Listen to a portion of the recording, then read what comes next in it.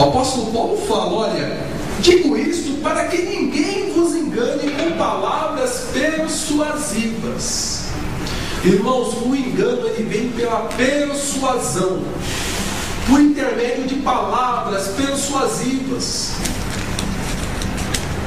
Como é possível alguém de posse de dinheiro no seu bolso cair no golpe do bilhete?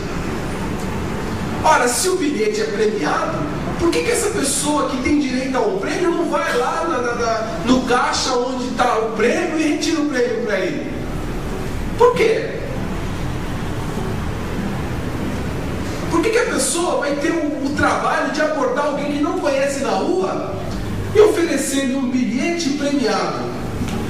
Olha, o valor do bilhete é 100 mil reais, eu te vendo por 50 mil. Por que ele não vai lá no caixa e tira 100 mil reais? Todo mundo vive à busca de um bilhete premiado na vida. Não é verdade? E por que a pessoa cai no engano? Por causa de palavras persuasivas. A pessoa é engodada, ela começa a ver aquilo que é impossível acontecer na vida real. Ninguém dá nada a ninguém na vida real, irmãos.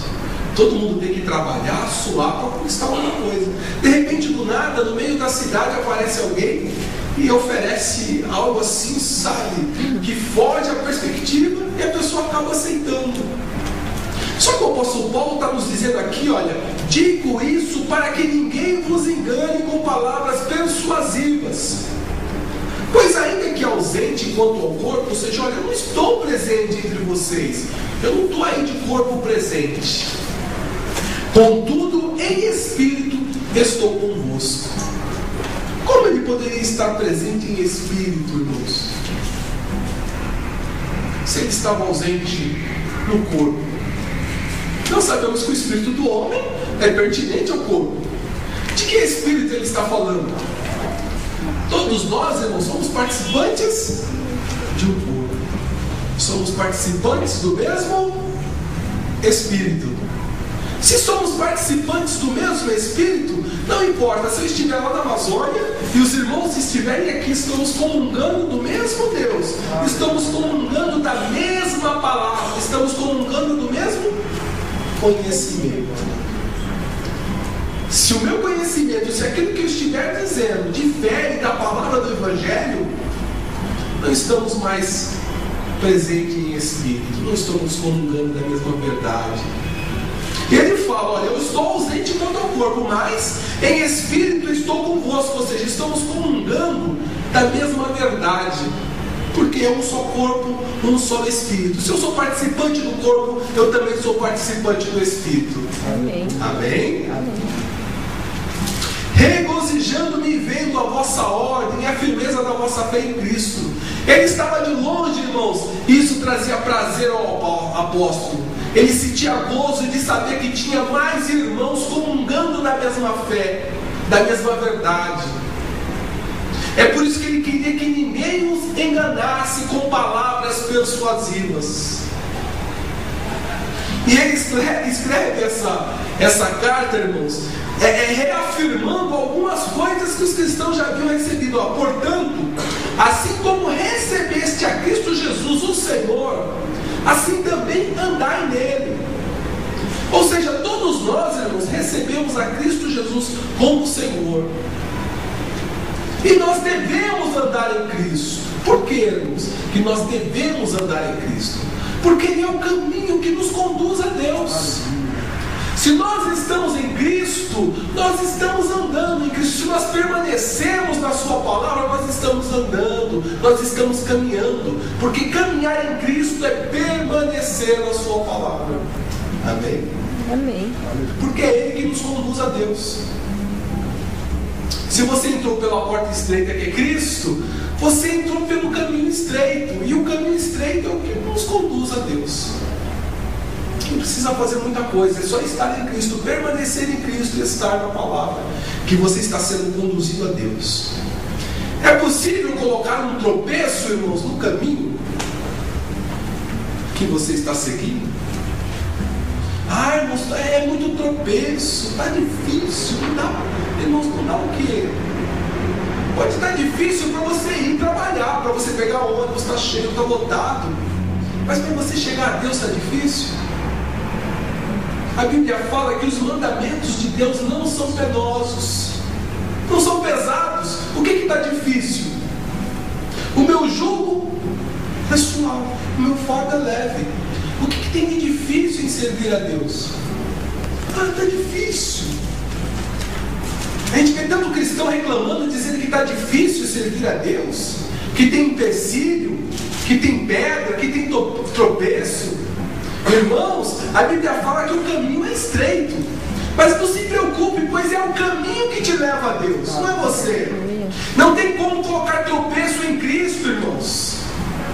Há algumas pessoas que não creram em Cristo e eles tropeçaram na pedra, a pedra de esquina. Mas se você está em Cristo, não tem como você tropeçar. Porque se você está em Cristo, fatalmente você está em Deus. E Deus está em você. Amém? Amém. Aleluia. Portanto, assim como recebeste a Cristo Jesus o Senhor, assim também andai nele, arraigados e edificados nele. Ou seja, você tem que estar fundado nele. Você tem que ser construído sobre ele. Ele é a pedra fundamental, ele é a pedra de esquina. O apóstolo Pedro fala que nós, como pedras vivas, somos edificados sobre ele. Amém? Irmãos, não tem como esse edifício ruir, cair. Por quê? Porque nós estamos edificados, sobre-edificados sobre a rocha que é Cristo. Estamos crescendo num templo santo, onde habita Deus, onde habita o Espírito Santo. Amém? Aleluia.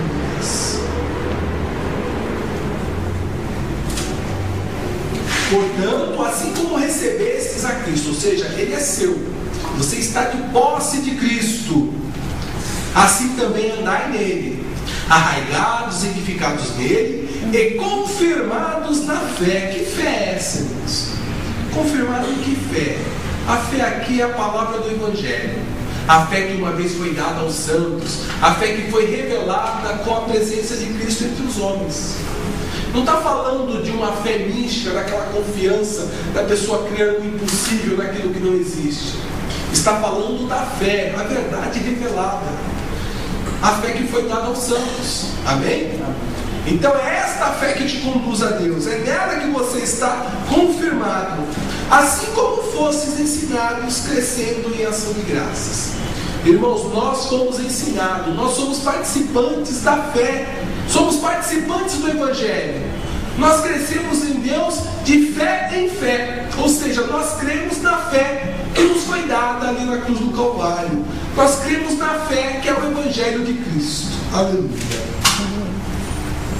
Só que depois de tudo isso que nós recebemos, olha, estamos de posse, irmãos, de Cristo, somos participantes dele. Só que há um problema. Alguém pode tentar te enganar com palavras persuasivas. Você está de posse, você está sobre-edificado, você é templo, você está crescendo como um templo, aonde habita o Deus Altíssimo. Só que nós temos aqui no versículo 8: tende cuidado para que ninguém vos faça presa sua. As pessoas querem te prender como se você fosse um passarinho. Você está entendendo? As pessoas querem te prender. Por quê? Porque você está em Cristo. Onde está o Espírito de Deus, aí a liberdade. Você está de posse de toda a liberdade. Mas as pessoas querem te prender. E como que eles vão te prender, irmãos? Não é com uma gaiola, não é com uma jaula. Eles vão te prender com palavras persuasivas. Você está de posse da herança. Você é mais do que vencedor. Você já tem uma coroa. Mas ele quer com palavras persuasivas tomar a sua coroa, arrancar a sua coroa, o seu prêmio, aquilo que você já alcançou. Amém? Amém. Tende cuidado para que ninguém vos faça presa sua. E como que essa pessoa vai tentar te enganar? Está escrito aqui, irmãos, por meio de filosofias, Questões humanas aí, humanísticas. A pessoa vai começar nas suas considerações humanísticas. Olha, para você servir a Deus, você tem que ser uma pessoa que cuida dos pobres, você tem que cuidar dos escravizados, dos menos favorecidos. Ele vai te prender com um tipo de filosofia humana. Para você servir a Deus, não é conforme você aprendeu no Evangelho que Cristo te resgatou do pecado e te tornou um novo homem. Para você servir a Deus, você tem que aí tentar servir aos desfavorecidos, levar sopro para as pessoas. Ele vai te tentar conquistar com filosofias humanas. Se não for segundo filosofias, ele vai pegar outras coisas, vãs sutilezas. É sutil. Ele vai mudar, transtornar o Evangelho de uma forma bem sutil. Você está de posse de Cristo. Você é mais do que vencedor. Você tem uma coroa. Só que ele vai falar, olha, não é tão bem assim. Essa coroa você não tem. Olha, para você alcançar essa coroa, você vai ter que fazer mais alguma coisa. É uma vã sutileza. Ele vai falar para você que você não possui aquilo. Olha, para você alcançar Cristo, você vai ter que se debruçar aí, ou vai ter que subir uma escadaria de joelhos, porque você ainda não está de posse. Cuidado, irmão, quando alguém afirma que você não é nascido de novo, que você não foi justificado, que você não foi santificado em Cristo Jesus, que você não é herdeiro de Deus, que você não é filho de Deus. Ah, você não é filho de Deus porque você não tem um carro novo, você não é dono de uma empresa, então você não é filho de Deus. Isso é sutilezas, irmãos. É sutil essa mensagem. É quase uma mensagem subliminar. A pessoa se depara uma hora e fala, poxa, que situação que eu estou, eu não sou filho de Deus. Eu estou passando dificuldade, estou tendo problema. Só que o apóstolo Paulo fala, irmãos, que nós já recebemos a Cristo. Olha, no versículo 6, portanto, assim como recebeste a Cristo Jesus, o Senhor, andai nele, permanecei nele. Amém?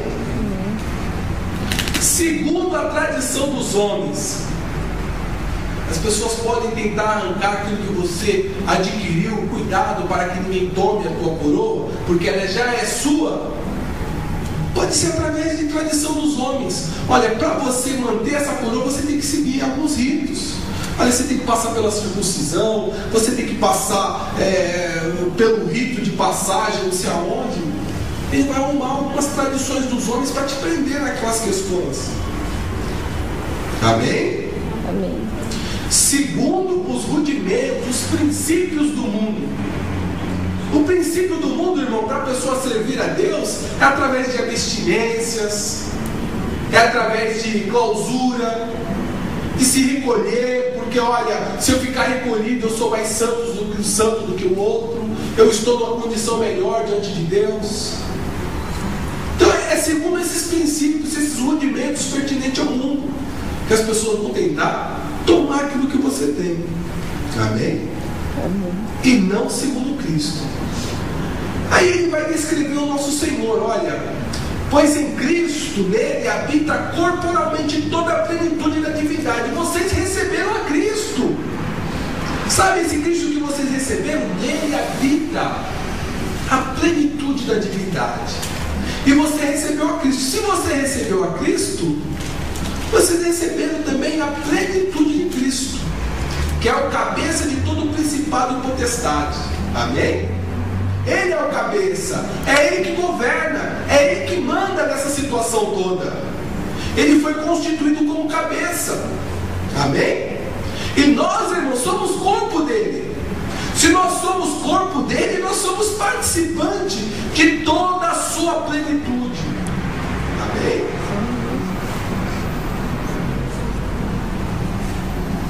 O apóstolo João, irmãos, ele nos faz essa referência. Capítulo 1 de João.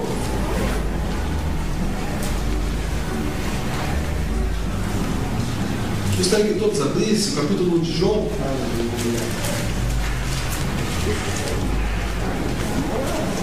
Versículo 16 e 17. Da sua plenitude todos nós recebemos graça Por graça. sobre graça. Por cima mesmo. Amém? Graça por graça. O que nós recebemos, irmãos? Graça. Da sua plenitude. Irmãos, olha que coisa maravilhosa. Nós recebemos a plenitude de Deus. Só que há alguém que quer tomar isso de você. Ele vai utilizar palavras persuasivas. Amém?